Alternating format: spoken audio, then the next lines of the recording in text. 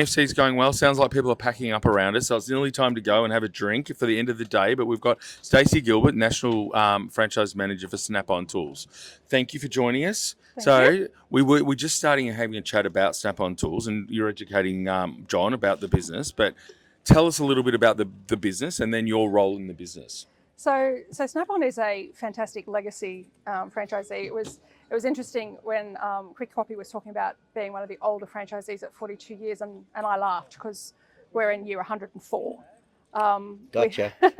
We started in 1920 in Wisconsin in the US. We are listed on the New York Stock Exchange. Wow. And we are the world's largest non-food franchise. So globally, we have about 5,000 franchisees, with about 191 in Australia. Shit. Yes. Okay. So but here's the thing: most people have never heard of us, which is. So what do you do? If there's an engine, we've got a tool that can fix it. Right. So they cruise around in big trucks, or very they're big bricks and mortar outlets as well? No, just no. trucks. We do not have to deal with leases, thank heavens. That's good. Yeah, well we are literally classified as mobile retail. Right. So our franchisees come from predominantly a trade background, but it's not required. It's just because the people in the trade know us. And they think, well, if I'm going to spend that much money on Snap-on Tools, because we are the most expensive tools on or off the planet, we make no bones about that. But they want to come and sell them. But it's delivered to... We go to them. We go to the customer. So if I'm a mechanic and I'm like, shit, I need a whatever it is. 10 mil socket. Ring you. There you go. Thank you. I was going to say 8, but 10 will do. So 10 mil socket, and they ring you and they're like, yep, we'll be there in 15 minutes and cost $2,500. Pretty much. Right. Okay, so to answer your question, we go to the customer. Yes, and that's why we are the most expensive tools on or off the planet, and our customers come to us because we are a better tool, we are better quality, and we stand by that with our global warranty. So that's why they come to us rather than to Bunnings. And because you're that size, do you manufacture your own tools? That's actually what happened. So the reason we're called Snap-on is because before our founders invented the socket that snapped on to the ratchet, it all was one tool. Right. So we literally invented the socket and ratchet set that were interchangeable. So Snap-on. So we have about, I think it's like 19,000 patents, and we're constantly working on R&D, and we're in constant communication with OEMs, because if Mercedes is bringing out a new shaped nut, bolt, whatever, we have to have a tool that the mechanics can use to fix the car. We're kind of also moving from a straight hand tool company to a technology company, because all cars have computers in them, and all mechanics need the tools, the diagnostic tools, to actually diagnose those computers. So it's everything. Sorry. As we go to, I don't know enough about mechanics, and lucky to pull my pants up in the morning, but if you have an EV, there's not going to be a lot of need for mechanics. You want to bet? Do tell. There's still a lot of moving parts in a car. Right. You're still going to need your wheels aligned. You're still going to need tyre pressure fixed. You're still going to need the car actually diagnosed. Even with automatic updates of software, everything still is interchangeable. One of the things that COVID did when cars weren't moving was they identified, we need easier access to batteries. And you're going to need a tool to be able to access that battery. So there's always going to be service requirements, always. In fact, as cars get higher tech, it just means that the tools the mechanics are using changes. It doesn't mean they're using less tools. It just, the tools are changing. 10 years ago, people were saying mechanics would be out of a job, but we're actually in desperate need of mechanics. We do not have enough in the country. So I would say, agree to disagree on that one. It'll reduce a bit. The type of work they'll be doing will change. It won't change anything else. So as I said, the tools just evolve. And because we are the manufacturer of more than 90% of our own tools, we will just evolve with that need. And we are manufacturing everything from the metal, and we have our own metal recipe in the factories in the US, through to we have our own software teams that put together the diagnostic software. And where we are also unique is that we are one of, I think, only 2 or 3 software diagnostic companies that collate all manufacturers of cars. So you can go to a mechanic that has a Snap-on diagnostic tool and get a Ford, a Holden, a Toyota, a Mercedes, a Tesla, a Jaguar, a Bentley, a Maybach, all serviced with the one Snap-on tool. Right. So that is actually also a benefit of our tools. So a business that's over 100 years old, what are your growth plans? Well, it's actually, there is always growth plans. I mean, we've been in Australia since 1987. So in Australia, a relatively short time. I've been with Snap-on since 2014. But as my managing director likes to say, if you haven't been here 30 years, you're still in probation, because it's a longevity company. And in the US, it is actually a sign of pride that there's second and third generations working for Snap-on, either in the corporate area or as a franchisee. When I started with Snap-on, there were 161 franchisees. We had 191 at the end of last year. Yes, in Australia and New Zealand. So 30 franchisees over a 9-year period may not sound like a huge amount of growth, but for a mature franchise, and it's not like we're putting 3 franchisees on a year, we're obviously replacing franchisees who are retiring or who have decided that we are not the right fit for them, or have health reasons. And that's actually one of our biggest concerns, because the majority of our franchisees are men of a certain age who don't go to the doctor. Right. Well, Don't go and get themselves heard these checked. rumours, yeah. I mean, we've had franchisees have heart attacks at the wheel. God. So, when we talk about our charity efforts and things, we're often looking at Black Dog, Beyond Blue, things like that. Yep, that's good. And Movember. That's where sort of we concentrate our efforts, because that impacts our franchisees and the vast majority of their customers. So that's where we focus. So how many that. do you think? You've got 190 odd now? We have a target of 200 for the end of this year. We're having a huge recruitment push. I think we'll get very close to it. What's the entry price for something like that? It depends. We have obviously identified, like everybody else, that cost is a factor for a lot of people.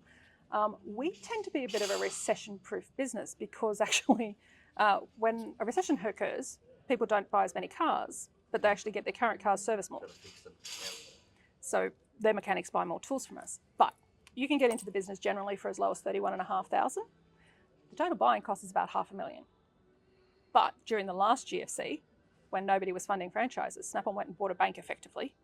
So we have a finance division, and we fund 99% of our franchisees globally into the business. That's cool. Yeah, that's great. So the obviously finance. We've asked a number of franchisors today what's the biggest challenges in finding staff and finding money. Finding franchisees as well, which is linked to the financing question. You've sort of ticked a few of those boxes. You got those. What challenges do you have then if you've got the money side sorted? It's actually maintaining franchisee spending. Yep. It's the education piece. So when a franchisee starts their own small business, sometimes it can be difficult talking to accountants around the fact that just because the franchisee is profitable, it does not mean that their cash flow can fund a $200,000 Land Cruiser. Mm-hmm. In fact, that $200,000 would be better spent reinvesting into inventory or growth of receivables, because cash flow is king. That sounds amazingly smart. But it's one of those things. So we spend a lot of time working with the franchisees, advisors, bookkeepers, and accountants. It goes back to the old adage: 90% of new businesses fail in the first 5 years. And of that 90%, something like 80% are actually profitable. They just run out of cash. So when we're educating our franchisees, we bang on about their receivables program all the time, because that's their cash flow. And that's what we focus on with our franchisees. So you're a high-touch franchise system then? Are you not managing their money, but are you providing accounting platforms that we have an accounting integration program, and we have a bookkeeping partner who does that. So we don't do it. We're not bookkeeping specialists. We're not in the business of giving that advice. We are in the business of putting them in touch with people who can give them that advice. So we try and find good partners. So whether it be HR Central for HR issues and ER strategies with our franchisees, whether it be Freedom Connect or MYOB from the accounting integration perspective, Tribal and Aon from an insurance perspective. These guys, they've never owned a small business. They don't know the questions to ask.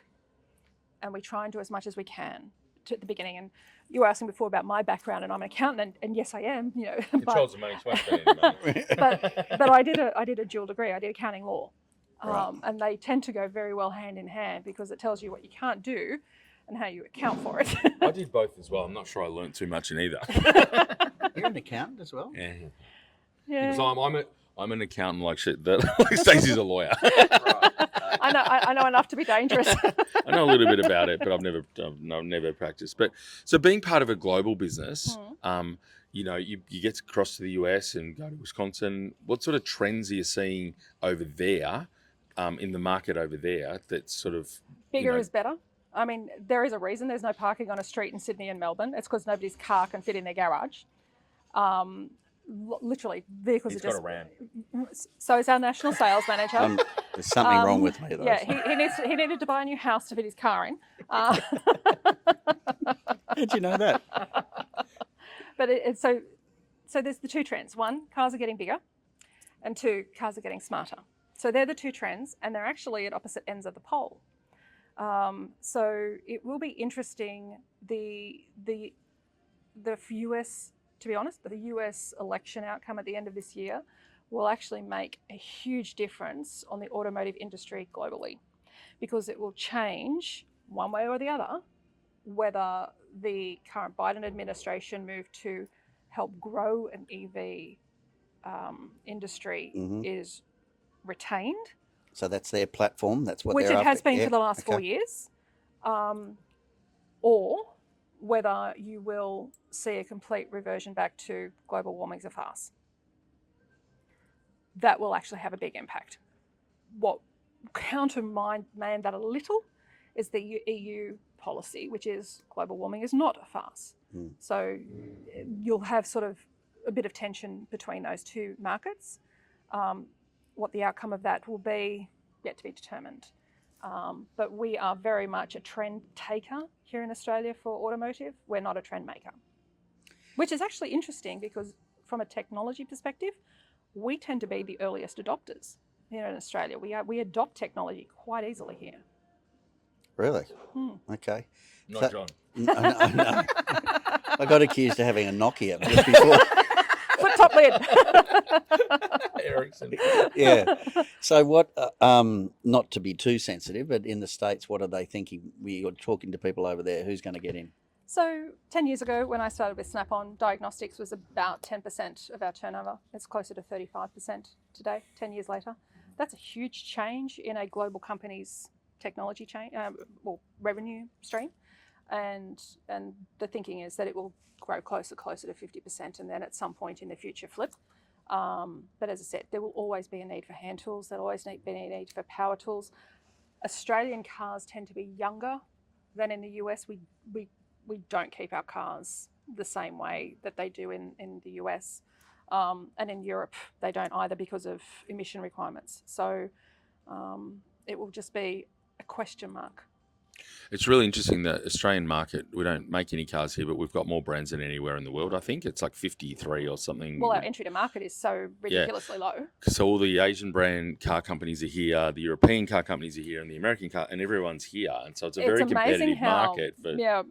What is it? Bring your own, BYA. Yeah. Well, actually, one of my mates works for BYD, so I see a lot of how fast that's grown. He's the marketing manager at BYD, and how fast that business has grown. It's interesting when you see things like that. We are a huge adopter of the electronic car.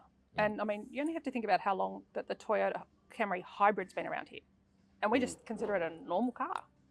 And in the US, it's still a game changer. I still want to punch people that drive a Prius, though. Is that right? Or is that just me? Yeah. But that BYD, they're good cars. Yeah, My yeah. sister's got one of those. She loves it. Yeah, we had Mark at Mark spoke at one of our conferences, and he brought a car along, and I was showing everyone, and Mr. Ram over here is like, I'm not going to get an electric. I've got an electric car. And we're a little bit different, as you may have known. The odd couple is what we're going to put on our podcast. But I honestly think that what will end up in Australia is you'll have a work vehicle, for want of a better word, that will have a bigger storage and carrying capacity, and then you'll have the runaround, and that'll be fully electric. And that, I think, will generally become the standard Australian household structure for cars, but it doesn't mean that it'll be the wife driving the electric or the husband driving the work vehicle. I think it'll just be that's the structure that you'll end up in. And that will mean that our franchisees will still have work, which is fundamentally where we're at. And our franchisees we are considered an essential service. During COVID, our guys were out operating. They had a fantastic COVID. That's great. You know, our relationship, Snap-on is a relationship business. We fall into the retail industry. So to be a franchisee, you need one or two things. You need to be passionate about the Snap-on tools, or you need to be passionate about developing relationships with your customers. And if you're passionate about one, you'll learn the other, whichever one it happens to be. And, you know, our rookie of the year is an ex-sales rep. No background in tools at all, but came out of sales. And the reason he was the rookie of the year, as he said, was, I just did what they told me. Follow the system. Funny that, franchising. Well, on that note, it's time to go to the awards dinner. So thank you very much. You're not coming along to have a drink with us tonight, but No, thank not you for tonight. spending some time on Thanks, our Bruce. little couch Thanks, here. John. Thank you. Okay, Lovely thank meeting you.